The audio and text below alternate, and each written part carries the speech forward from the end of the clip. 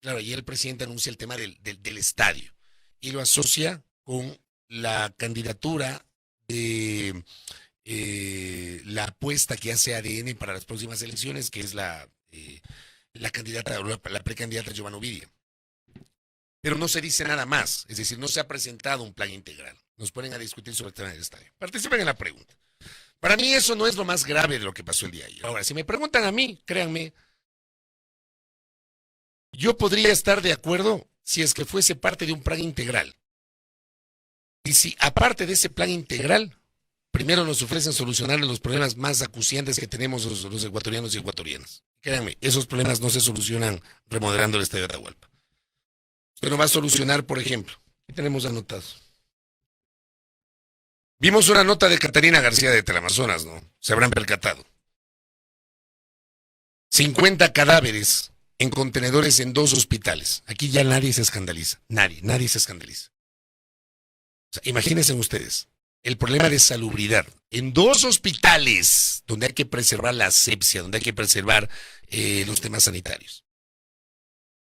50 cadáveres en 2 contenedores. Para mí eso es importante. Para mí es importante, por ejemplo, la nota anterior que tenía que ver con la falta de medicamentos e insumos en los hospitales. Que hasta el sol de hoy no lo solucionan. Van de ofrecimiento en ofrecimiento y hasta el sol de hoy, lo comentamos anteayer en este espacio. Hasta el sol de hoy, vean, nada. La crisis penitenciaria, que no se traduce solamente en construir nuevas cárceles, construir la cárcel del encuentro, están haciendo otra cárcel. Bueno, tiene que ser parte de una política integral que incluya la rehabilitación social, de lo cual no se habla. Aquí hay un dato. Entre enero y junio del 2026, 305 niños, niñas y adolescentes fueron asesinados en el Ecuador. La cifra más alta desde el 2014. ¿Quién habla de esto? Para mí hablar de esto es muchísimo más importante que hablar de la remodelación del Estadio Atahualpa. ¿Qué ha pasado con las unidades educativas de sociovivienda? ¿Qué dice aquí? ¿Ah? ¿Qué? Ah, tras la masacre, pero no se entiende. Aquí no dice masacre. Qué barbaridad. No lo entiendo. Tras la masacre que hubo en marzo del 2023, 23 o 25, 25, hay denuncias de que ya no funcionan, donde estudiaban alrededor de 4,000 estudiantes. Aquí pongo solamente unos poquísimos ejemplos de cosas que son, créanme, infinitamente más importantes que anunciar en una entrevista de un medio colega que se va a remodelar el Estadio Olímpico Atahualpa. Pero bueno, capaz que la gente prefiere eso, ¿no? Capaz que la gente quiere que le remodelen el estadio. Yo sí quiero, pero primero que me solucionen esto, ¿no? Que ya no tengamos crisis de seguridad o que vaya encaminada a la solución de la crisis de seguridad. Para mí eso es muchísimo más importante. En el caso de Quito, ¿saben qué? Para mí, yo vivo en esta ciudad 31 años de mi vida. La ciudad que amo. Siendo chagra, yo me considero un quiteño más. 31 años de mi vida he vivido acá en Quito. Y para mí más importante es, por ejemplo, la prolongación del metro de Quito, el sistema integrado de transporte, el encontrar una solución definitiva para poder bajar a los valles de Cumbayá a Tumbaco, para poder bajar al Valle de los Chillos. Vayan y pregunten a la gente que reside en Cumbayá, en Tumbaco, que reside en el Valle de los Chillos. El viacrucis que es venir a Quito en horas pico o salir de Quito en la hora pico de la tarde. Es muchísimo más importante. Es muchísimo más importante, por ejemplo, hablar sobre el estado de la Simón Bolívar, sobre la situación de la Ruta Viva, sobre, por ejemplo, retomar la tercera fase de la Ruta Viva, de la cual nadie habla. Porque la Ruta Viva no se tenía que terminar en el redondel este de Puembo. El proyecto integral de la Ruta Viva tenía, pues, de allí una vía directa al aeropuerto que no se ha construido. Todo eso fue diseñado en su momento y nadie lo ha retomado. Y así uno puede empezar a hablar de un montón de cosas que son, en el caso de Quito, infinitamente más importantes que la remodelación del Estadio Olímpico Atahualpa.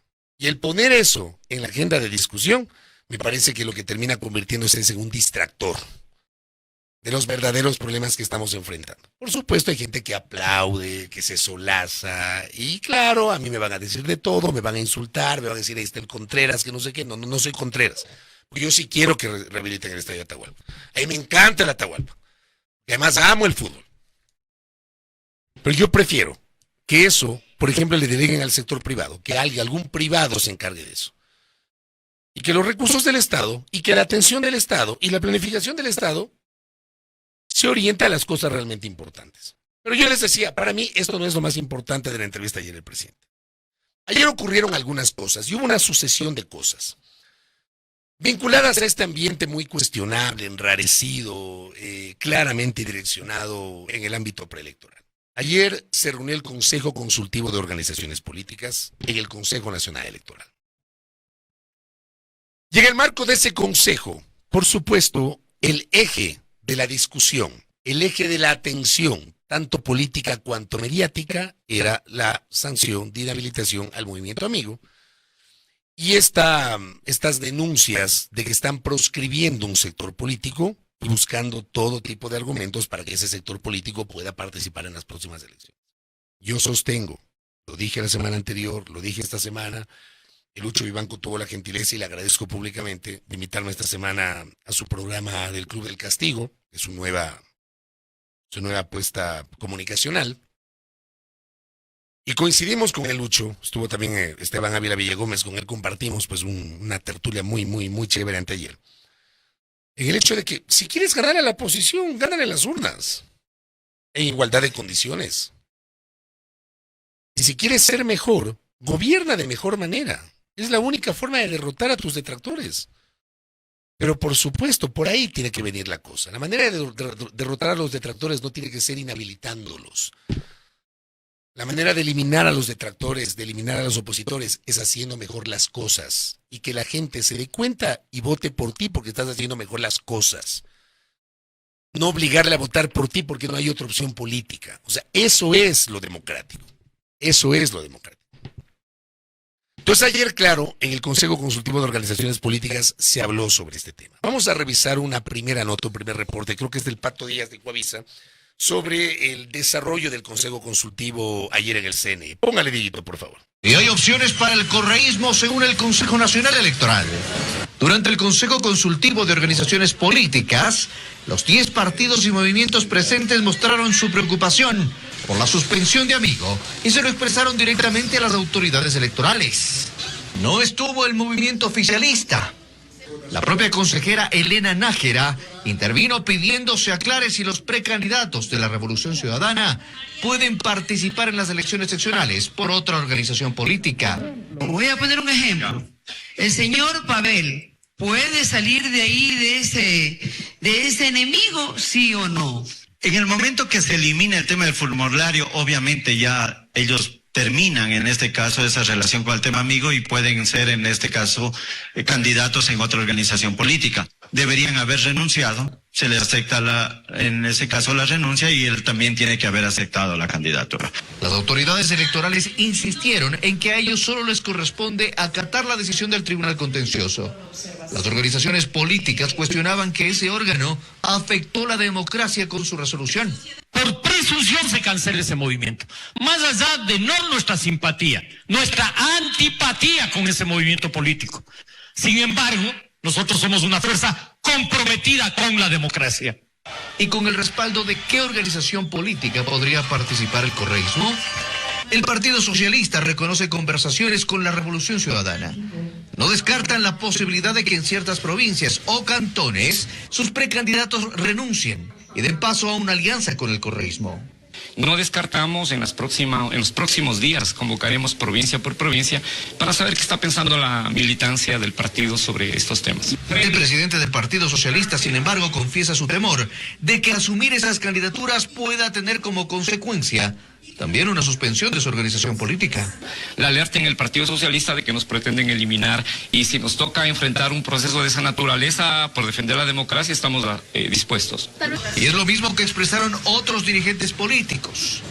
En el CNE les quisieron dar la tranquilidad de que al menos ellos no tienen ningún proceso abierto contra ninguna organización política que pueda derivar en su cancelación. Bueno, esto pasó ayer en el Consejo Consultivo de Organizaciones Políticas. Yo quiero que además noten el papel de Gustavo Larrea. A Gustavo Larrea las últimas 2 semanas le han insultado, le han dicho de todo. Ojo que Gustavo Larrea fue el primer ministro de gobierno del presidente Correa. Ojo con ese detalle, lo que pasa es que aquí tenemos memoria corta. Gustavo Larrea fue parte del proyecto político del Acuerdo País, que luego se llamó Alianza País y que ahora se llama la Revolución Ciudadana en los inicios, en el año 2007. Y fue ministro de Estado. Hoy le dicen de todo. De todo. Gustavo Larrea dice que está en las antípodas de ese pensamiento y sin embargo, en su intervención, defiende el principio democrático. O sea, no es un tema de, como creen algunos, ¿no?, de defender al correísmo. No. Es un tema de defender la democracia, no al correísmo. Defender la democracia, el principio de participación, eso que yo defiendo. A mí no me van a escuchar defender al correísmo. A mí me van a escuchar defender la democracia. Y por supuesto que también cuestiono al correísmo. Ayer lo hice. Que por cierto, abro un paréntesis. Me alegro profundamente que en una declaración pública la asambleísta Paola Cabezas se haya desmarcado de ese discurso sinuoso de no llamar las cosas por su nombre y calificar como una dictadura lo que está pasando en Nicaragua. Me alegro. Qué bueno. Se ha habido cómo, ¿no? Y lo hizo Paola Cabezas. Yo ayer hice esa crítica. Y en otras ocasiones he criticado. Y a mí también me han insultado, me han dicho pautero de Novoa y me han dicho un montón de cosas. Como en cambio los anticorreístas me dicen que soy correísta, que me financia el narco, un montón de tonterías y estupideces que uno tiene que soportar, pero ya a uno le resbala ese tipo de insultos. Pero Gustavo Larrea, en su discurso, defendiendo los valores democráticos, no a una organización política y no a una vertiente política. ¿Y todo esto a partir de qué? De una pregunta puntual que hace la consejera Elena Nájera. Pues yo he sacado el extracto exclusivo de lo de Elena Nájera cuando hace esa pregunta, porque esa es la noticia del día de ayer y eso es lo que brinda un poquito de luces sobre lo que podría pasar. Escuchemos a la consejera Nájera, por favor, Dieguito. Aquí hay una preocupación. ¿Qué pasa con los candidatos que participaron en primarias a nivel nacional con Amigo? ¿Los van a soltar? ¿Los van a retener? ¿Pueden migrar? ¿Pueden huir? ¿Qué mismo? Yo creo que esa es la pregunta que les están haciendo aquí. Entonces, ejemplo, voy a poner un ejemplo. El señor Pavel, ¿puede salir de ahí, de ese enemigo, sí o no? Muchas gracias, estimada consejera, para aclarar ese tema. En el momento que se elimina el tema del formulario, obviamente ya ellos terminan en este caso esa relación con el tema Amigo y pueden ser en este caso candidatos en otra organización política. Ahí la única situación es de que en el tema de las organizaciones políticas que van en alianza, algo importante es de que deberían haber renunciado, se le acepta en ese caso la renuncia y él también tiene que haber aceptado la candidatura. ¿Cómo establece el tema de la normativa? Entonces yo creo que en ese no hay ningún inconveniente y como lo puso el ejemplo, sí podría, pero obviamente ustedes saben que los candidatos tienen que revisarse lo que es requisitos, prohibiciones e inhabilidades, que eso está en la norma. Muy bien, ahí tenemos la explicación, ¿no? Y esa explicación fue noticia ayer respecto de ¿qué alternativas tendría esta organización política, esta vertiente política para participar, ¿no?, en las próximas elecciones? Pero como decía Cantinflas, ahí está el detalle. Todo esto ocurre en el Consejo Nacional Electoral después de que en la mañana el señor presidente de la República, que en condiciones normales, audiencia, quiero que se entienda lo que voy a decir, por favor. En condiciones normales, el señor presidente de la República no tiene absolutamente nada que hacer respecto de la participación de una organización política o de cualquier otra organización política. La participación de las organizaciones políticas las autoriza, las vigila, las controla la función electoral, que está integrada por 2 organismos teóricamente independientes del Poder Ejecutivo: el Consejo Nacional Electoral y el Tribunal Contencioso Electoral. El Consejo Nacional Electoral, que es el organismo que organiza los procesos electorales, que registra las organizaciones políticas, y el Tribunal Contencioso Electoral, que es el organismo de justicia. que es una instancia jurisdiccional del poder electoral, de la función electoral. El Ejecutivo no tiene nada que hacer en esto, absolutamente nada. Que por supuesto, en el marco de una investigación, por ejemplo, se habla de que Revolución Ciudadana primero, luego Amigo, están siendo investigados por la Fiscalía, por supuesto lavado de activos, esa es otra cosa. Y allí el papel ¿de quién? De la Fiscalía General del Estado. Que la Fiscalía General del Estado ha abierto indagaciones previas, tanto en el caso de Revolución Ciudadana cuanto en el caso de Amigo. La indagación previa, de acuerdo a la norma legal, es reservada. Por eso no se publicitó las razones por las cuales se solicitó la inhabilitación de Amigo, solamente se mencionó en el oficio que estaba haciendo materia de una investigación por lavado de activos. Pero públicamente no se ha dicho contra quién es, cuál es el delito, cómo llegó la denuncia, etc. Se supone. Pero ayer, en la entrevista de la mañana, dos autoridades, desde mi punto de vista, cometen el error de empezar a hablar de este tema en el cual no deberían tener ningún tipo de declaración. O sea, entendamos lo que estoy diciendo. Sobre todo para los integrantes de la secta que asume de que uno es opositor al gobierno del presidente Noboa. Porque puede ser otro presidente. Puede ser Correa, puede ser Moreno, puede ser Lazo, puede ser Noboa, mañana el que venga. El punto no es ese. El punto es que el presidente de la República no tiene nada que hacer hablando de un tema que le corresponde a la función electoral. El secretario general de la Administración Pública y de Gabinete no tiene nada que hacer hablando sobre un tema que le corresponde a la Fiscalía General del Estado y que se supone es parte de una indagación previa, de un tema reservado. Pero ayer se habló de este tema en una entrevista. Entonces vamos a ver el reporte que generó Ecuavisa sobre lo que dijo el presidente y el secretario general de la Administración. Póngale, por favor.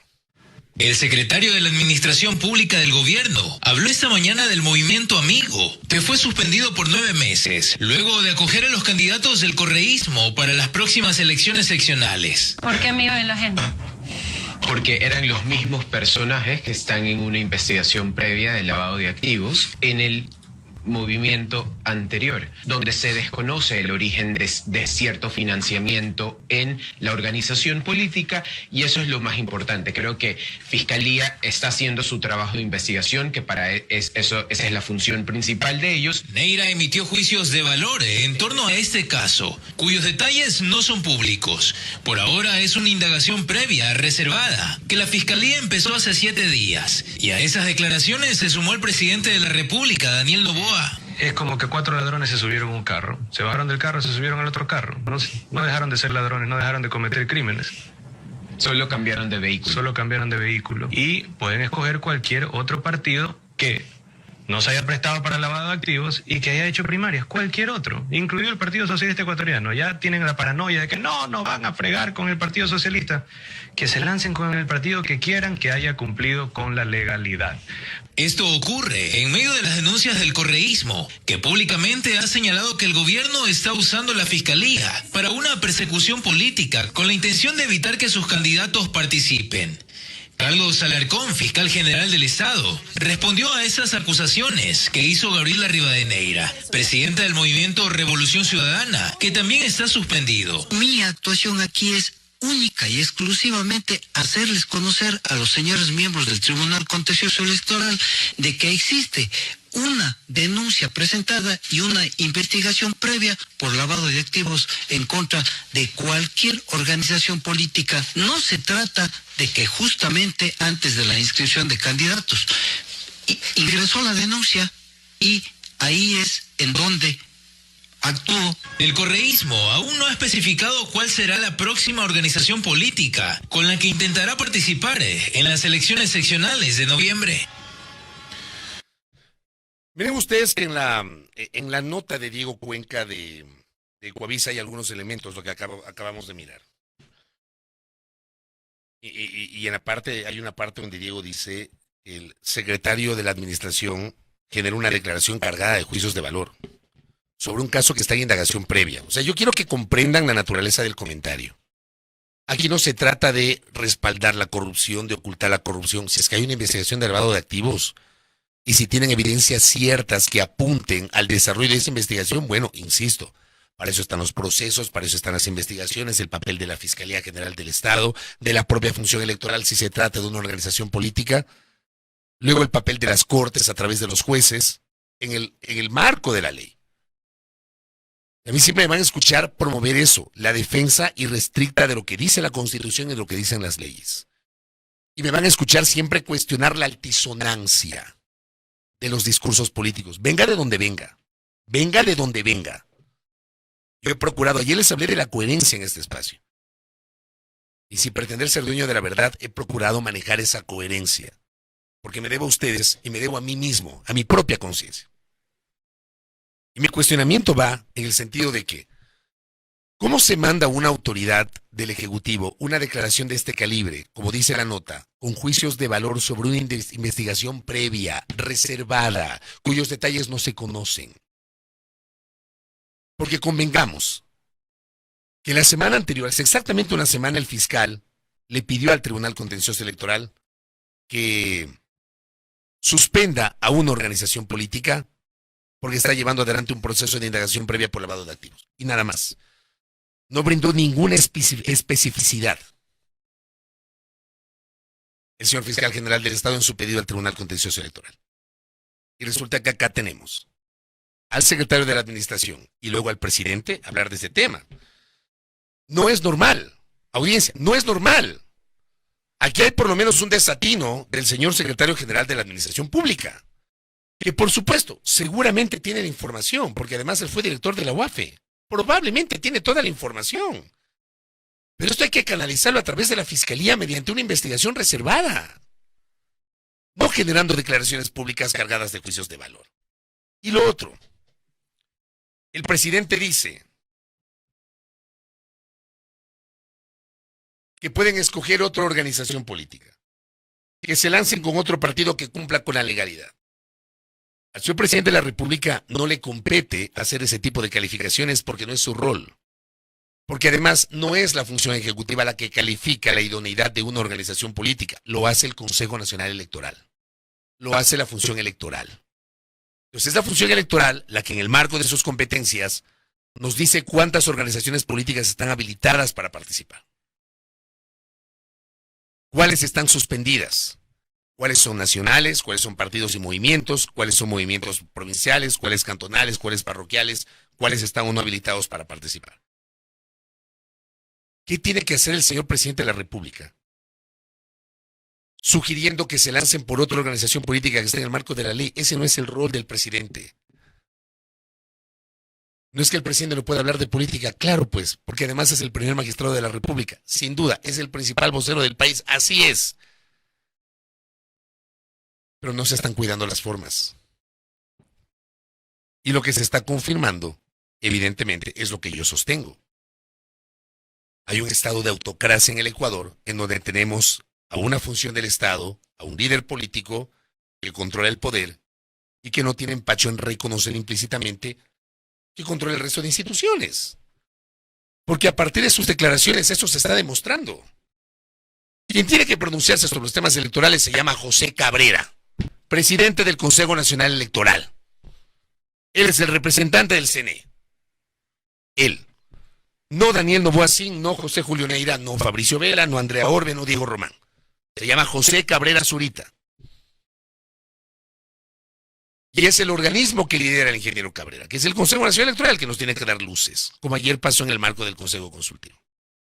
Pero no contentos con esto, recapitulemos el extracto que saca Diego Cuenca en la nota de Coavisa sobre lo que dijo el fiscal general del Estado, específicamente. Póngale, por favor. Mi actuación aquí es única y exclusivamente hacerles conocer a los señores miembros del Tribunal Contencioso Electoral de que existe una denuncia presentada y una investigación previa por lavado de activos en contra de cualquier organización política. No se trata de que justamente antes de la inscripción de candidatos ingresó la denuncia y ahí es en donde actuó. Dice que justo ingresó la denuncia, ¿no? Yo pregunto, ¿cuántas denuncias ingresarán a la Fiscalía General del Estado? y resulta que las tienen ahí arrumadas o están guardadas en un cajón o simplemente no les paran bola.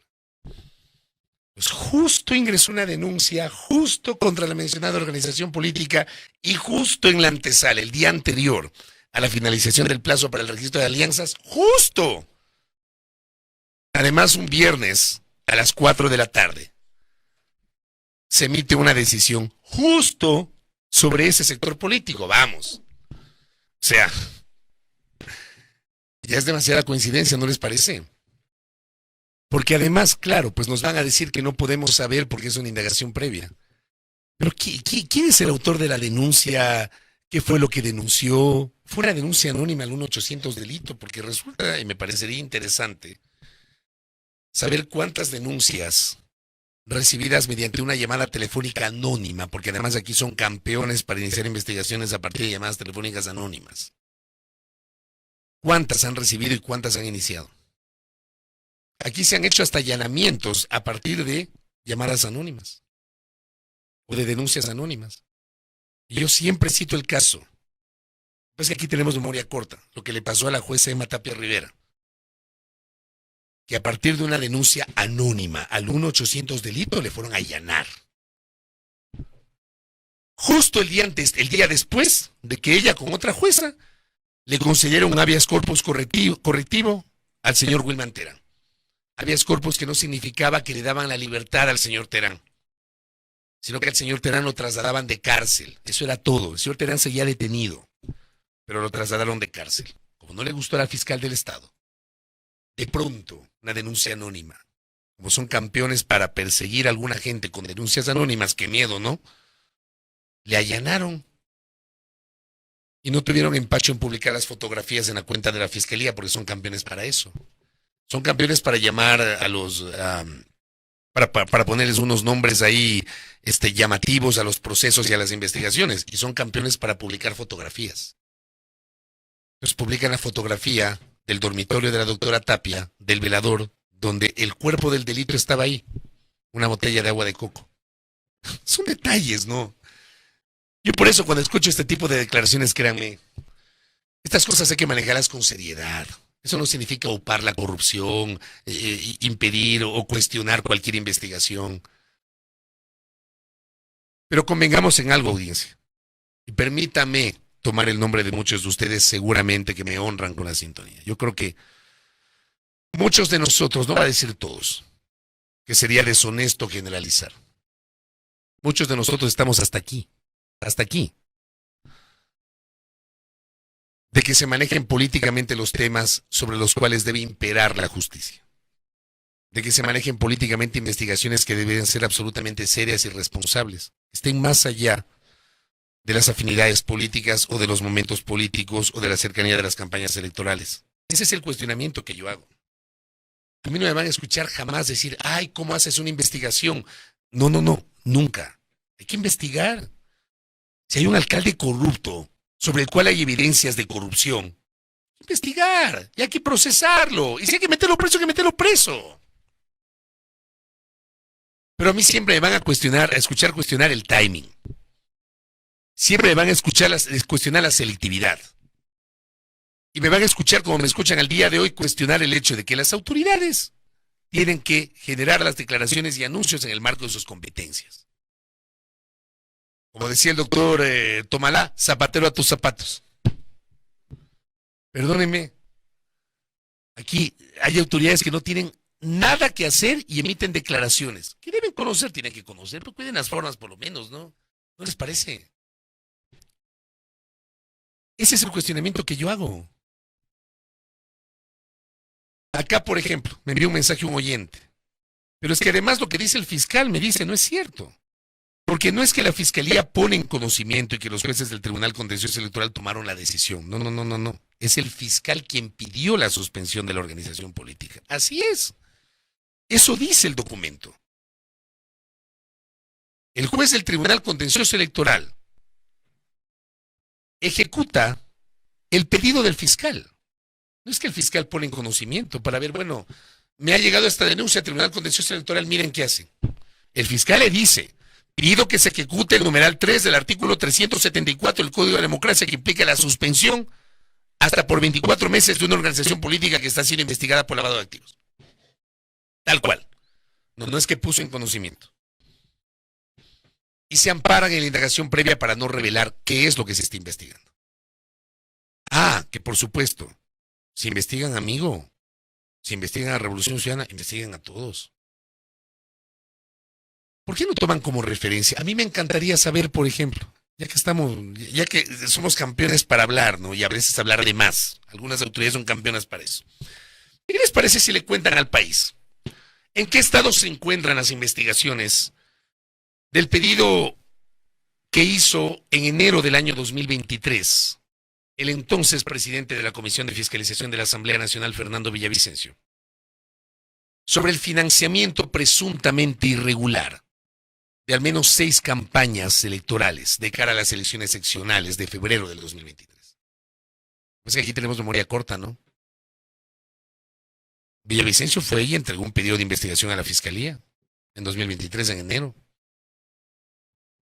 Y con nombre y apellido mencionó incluso al alcalde de Manta de aquella época, Agustín Entriago, que meses después fue asesinado,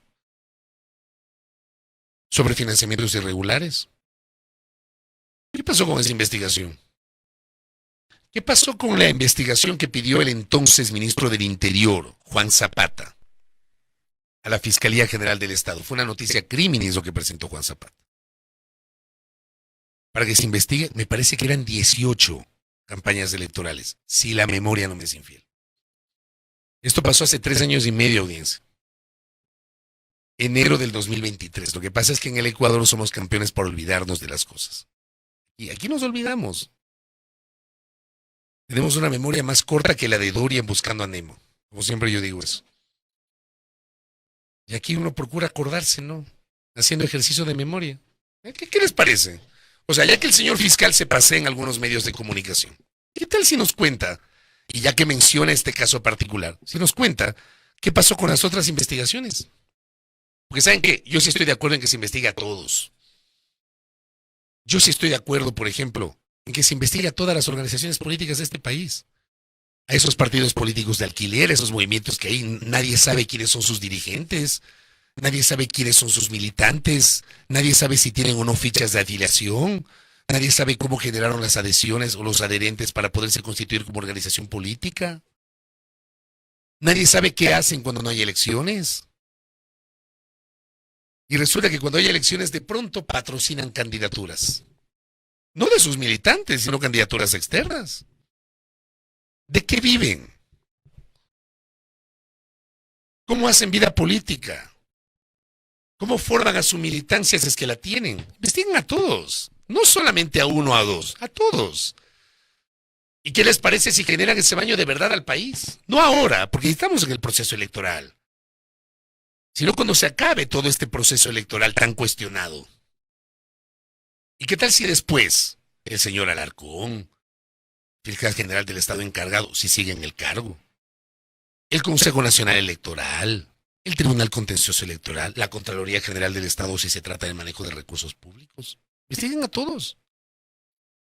Y muéstrenle al país las evidencias que se encontraron sobre posibles malos manejos de las organizaciones políticas y sus dirigentes.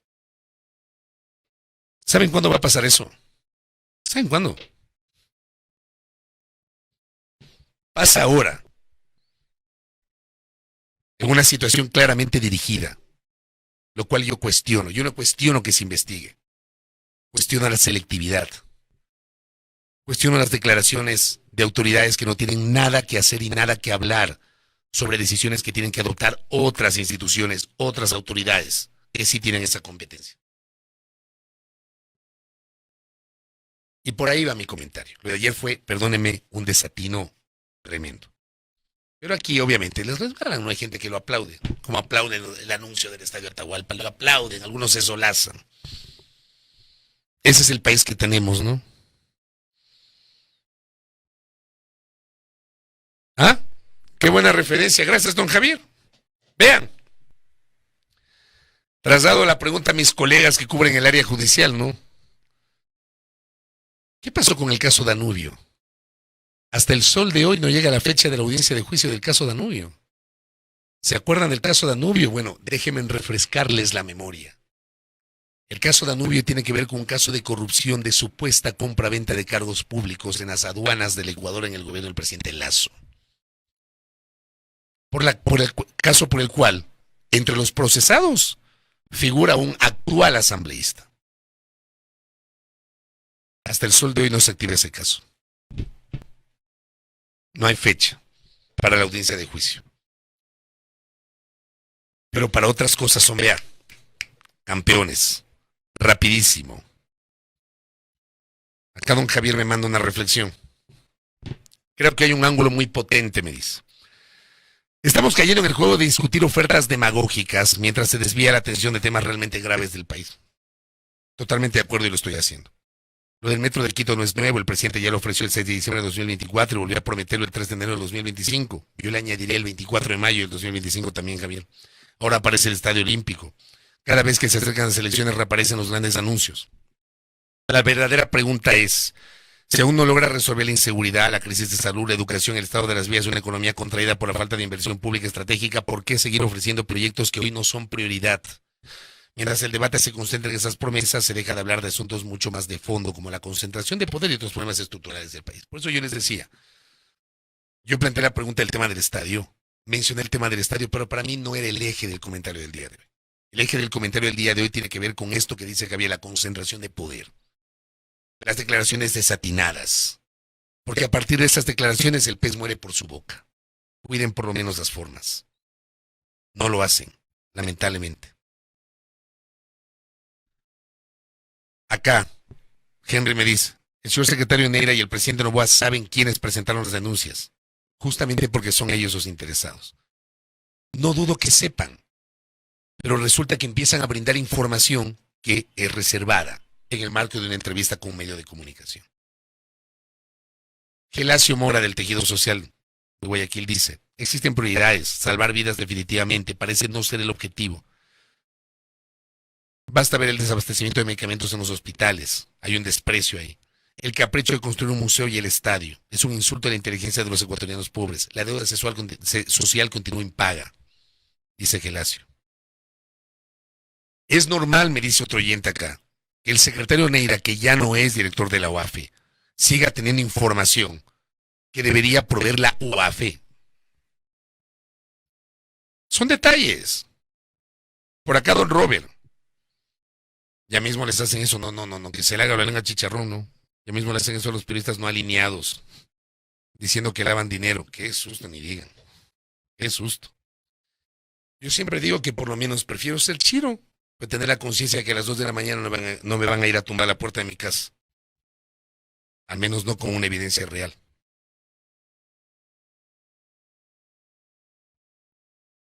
Acá que me están enviando.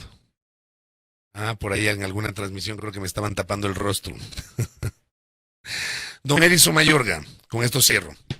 Creo que lo importante es hacerse preguntas fundamentales. ¿Hay presupuesto para la remodelación de la Atahualpa? También anunciaron 6 millones para el Museo Nacional. Y los hospitales, la seguridad, las vías de educación, la productividad. ¿Por qué no se habla de la mejora o la recuperación de las unidades de policía comunitaria? Que hay patrullas que se sostienen con la donación de vecinos para la movilización. Además, ¿por qué seguimos discutiendo de supuestos? Vivimos debatiendo supuestos. ¿Qué pasa con todas las otras certezas donde está claro? No hay una orientación política.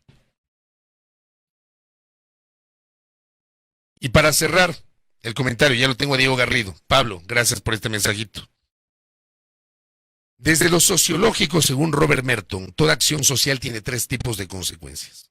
Funciones manifiestas, definición, consecuencias buscadas, reconocidas e intencionales. En este caso, las declaraciones del presidente y su secretario. 1, influir en el voto para que ganen los candidatos de su partido o alianza. 2, movilizar su base y darle visibilidad a sus proyectos nacionales en lo local. 3, mostrar liderazgo y marcar territorio político de cara a las próximas elecciones. Por eso ayer el presidente habló de Cintia Viteri, dijo que Cintia Viteri se había afiliado a ADN, habló del tema del Estadio Olímpico de Atahualpa, que tenía un preacuerdo con su candidata a la alcaldía de Quito, etc. Y cuestionó a Nebot, ¿no? Y se burló del modelo exitoso, como le llama Nebot, al modelo de su administración de 19 años. El presidente lo hace a propósito, y lo dice abiertamente, dice Pablo, 2, funciones latentes. Definición, consecuencias no buscadas, no reconocidas, pero que igual ocurren. En este caso, baja la confianza en el CNE y en autonomía electoral. La gente piensa que todo está arreglado. Pues yo hablo del desatino de las declaraciones de ayer. Porque es inevitable. O sea, todo coincide, ¿no? Hace el anuncio el presidente y luego viene el Consejo Consultivo de Organizaciones Políticas donde ratifican lo mismo que dijo el presidente en la mañana en una entrevista. Polariza más a la sociedad. Los que están en contra se activan más. Así es. Debilita la descentralización. Los gobiernos locales sienten que no tienen poder real y normaliza la injerencia. Otros políticos después lo harán también porque el presidente lo hace. Nadie dice voy a dañar la democracia, pero pasa igual. Y 3, disfunciones. Fantástico aporte, Pablo. Definición. Consecuencias que perjudican al sistema y desestabilizan. En este caso, deslegitima las elecciones. Si gana su candidato dirán fue por el presidente, no por mérito. 2, genera conflicto institucional, choque con el CNE, Tribunal Contencioso y gobiernos locales. 3, apatía electoral. ¿Para qué voto si ya decidió el presidente? 4, aumenta la percepción de autoritarismo, se erosiona la democracia. Acá Gustavo dice, lo del Atahualpa es un ofrecimiento igual que lo de la compra de medicinas a la India, lo del plan Fénix y así más compromisos que solo resultaron puras palabras. Gracias por los aportes y por la gentileza que tienen para contribuir con sus mensajes a enriquecer el comentario del día de hoy.